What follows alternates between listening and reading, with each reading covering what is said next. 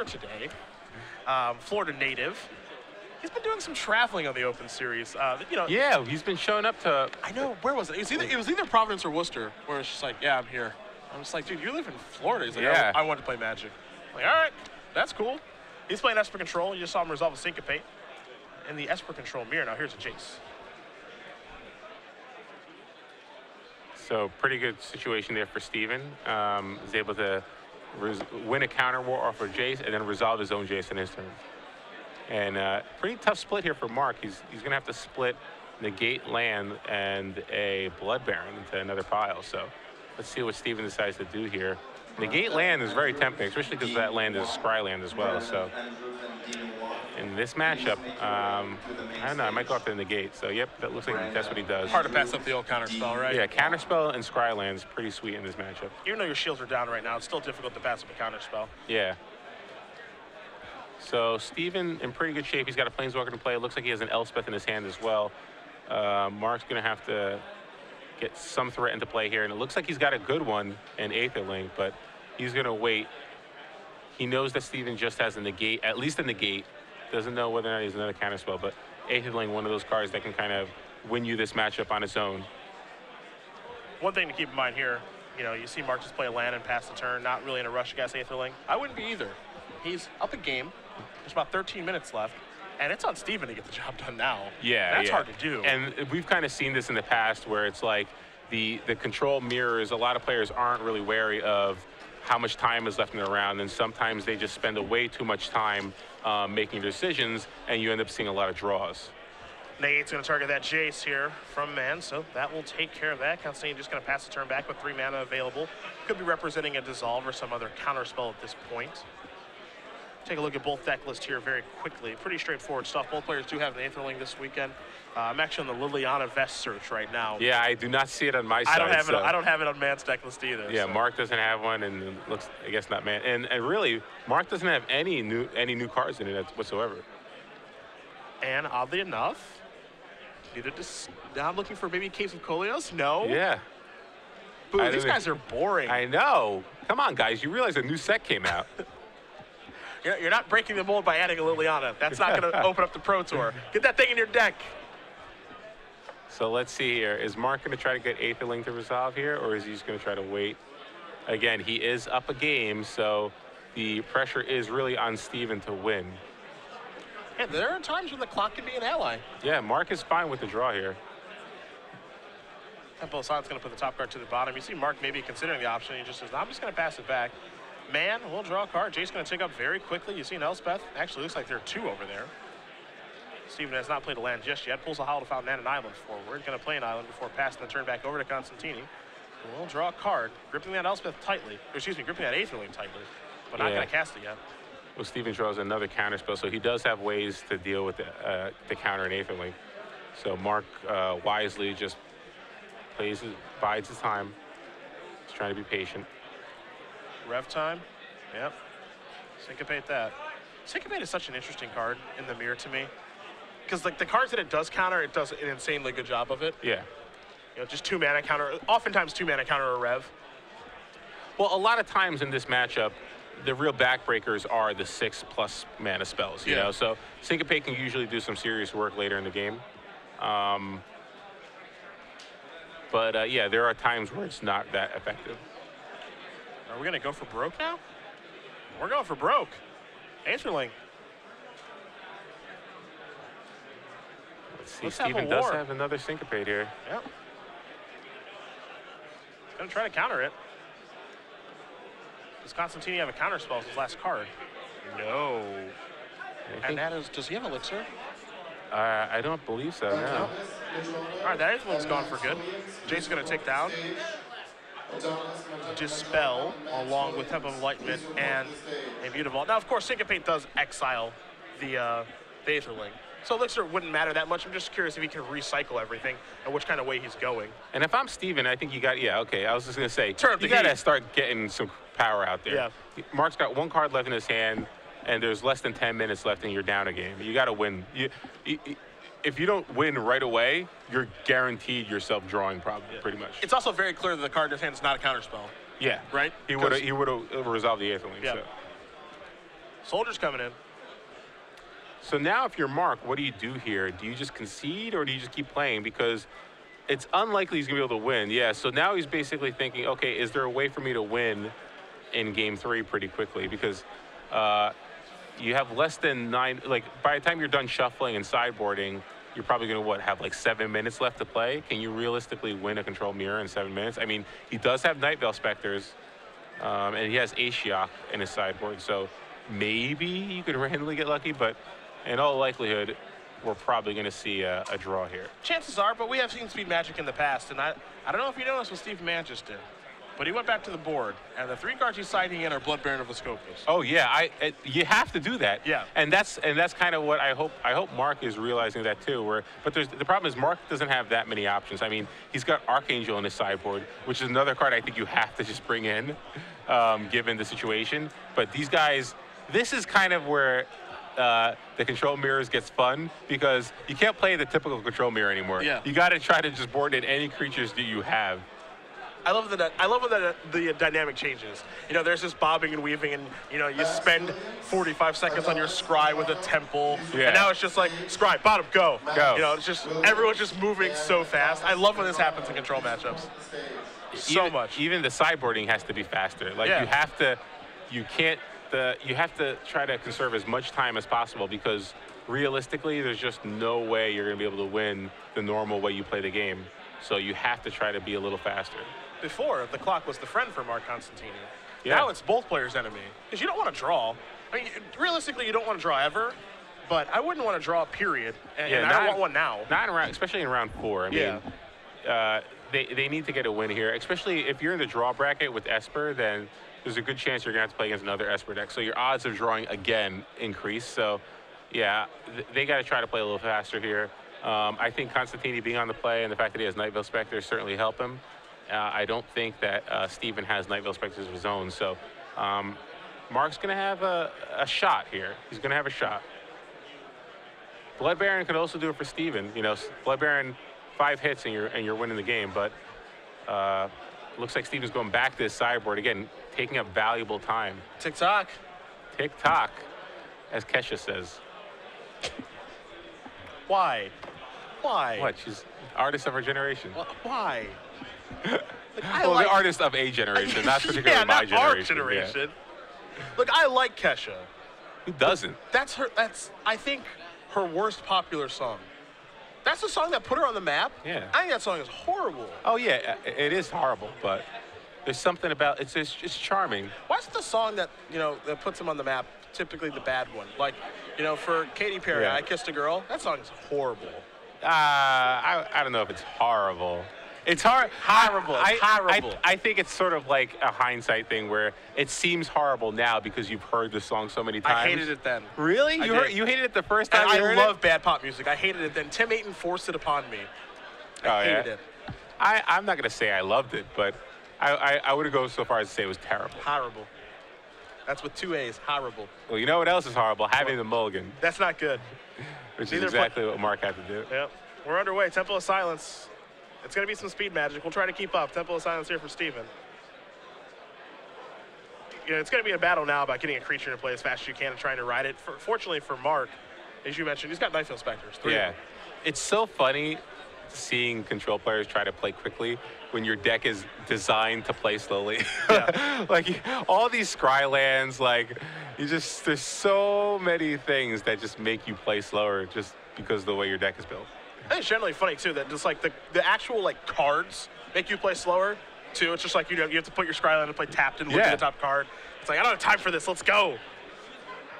Steven going to play his land untapped, going to have 16, pass the turn back, representing counter magic and removal spells and all that good stuff. There's an island. Yeah, there will be times like in this mirror where, and that's going to get dissolved, where they would not play Jace like this in the free mana, but I have time. I got to get moving. I got time. I'm not messing around here. Let's go.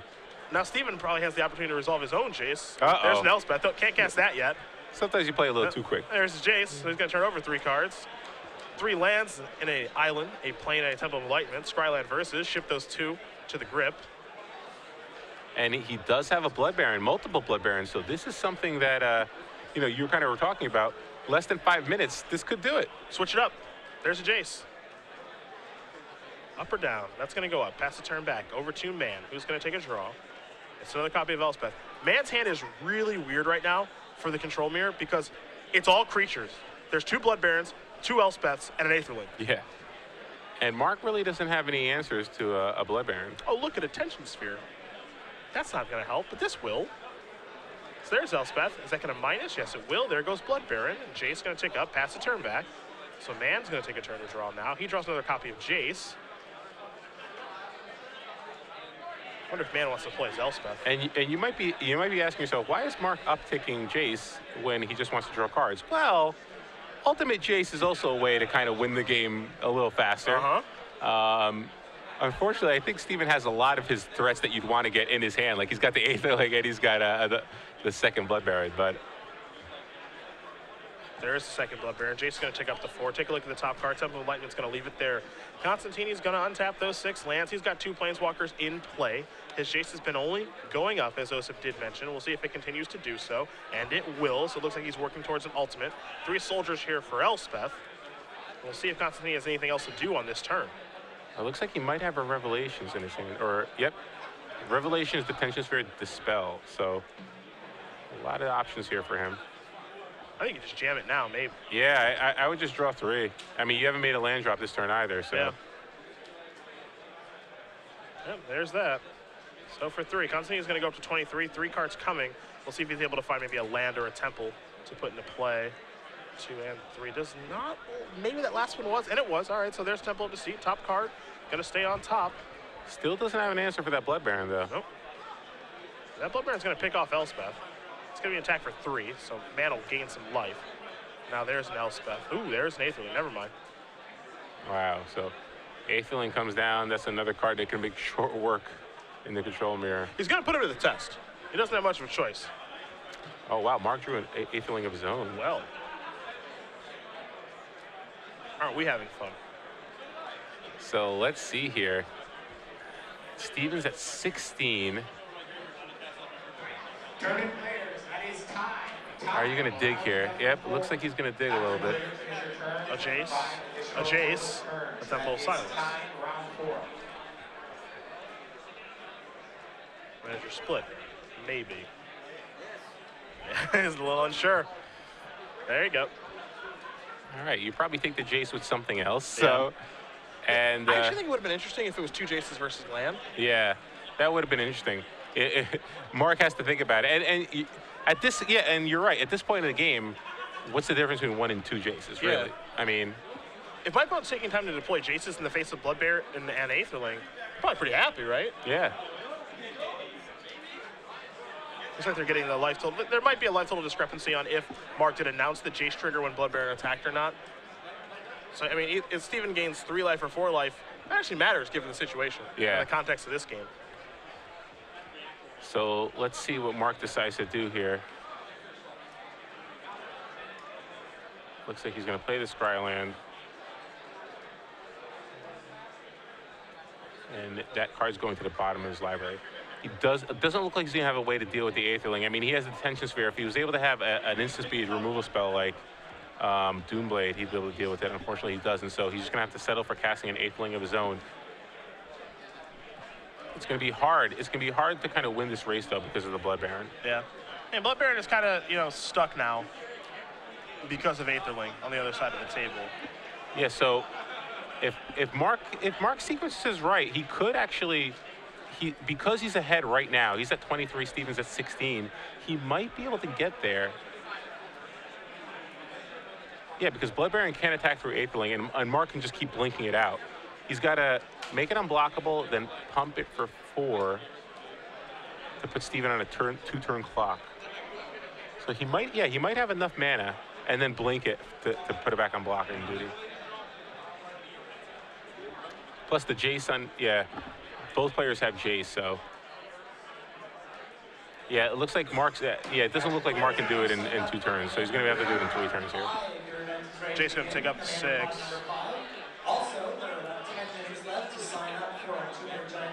There's an island. That's going to make that unblockable. See where he wants to go with it. If he wants to go to Jace or to Mark. Yeah, if he goes after Jace, that's huge. I think he has to go after Mark. Like, that would be great for Mark if he actually went after Jace. Instead, yeah, he's going to go after Mark, drop him to 15, I believe. Or 14, rather. Or 16. As long as the Jace was triggered. Yeah. Yes. Temple. So if I'm Mark, I just immediately make my guy unblockable attack for Max. And then blink him. You have to, and you can't spend this much time thinking. There's 10 seconds left. Yeah. You got to do it. You got to think about the turns. You need that want extra 1, turn. 3, and 5. Yeah. You need 1, 3, and 5 so bad. And it looks like he's not going to get it. Nope. And so Aetheling's going to go unblockable. It's going to be attacking. See if Mann remembers the trigger from his Jace. See how much damage is dealt here. That's going to blink out. So now Mann is going to think here.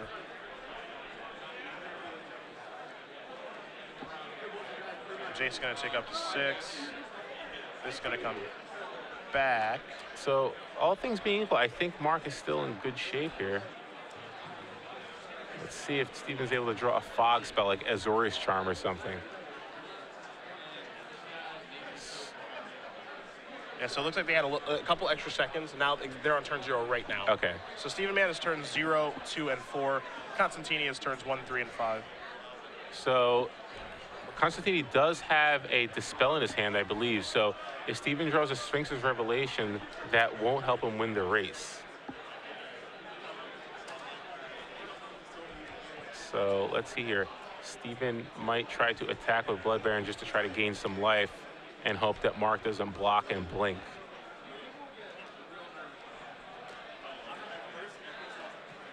Interesting. Yeah, Steven has to basically realize that he's not winning this race as it is currently. I think he may have a Rev in his hand now, though. Yeah, I think he drew a Revelations, but yep, there it is. I think Mark does have a Dispel to stop the life lane cycling. 9 mana out there for Mann. This is a weird spot because he's at 8. So if he upticks Jace, doesn't die from the he link doesn't attack. die, but he might want to try to dig for another card here.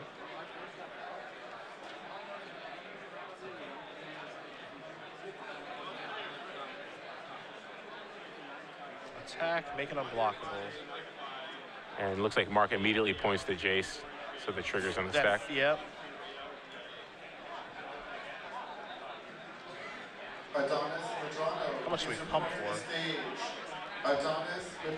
It's the other fun thing, right? In control matches, when they're playing super fast, they get the time, and they're like, okay. Yeah, now it's like, oh, I could relax. Yeah, it's time to try to figure it out. That cold time is like a warm blanket. I feel so much better now. I don't have to play quickly.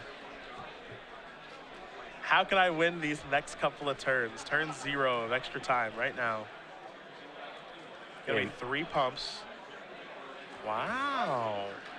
So he went after Jace. Wow, so Mark's got to be breathing a sigh of relief Like here. a fog. Turn 1. I guess I get what he's doing, right?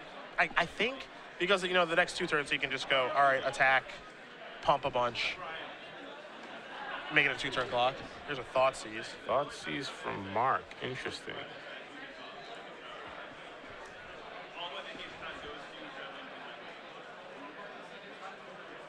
Or Steven's gonna move.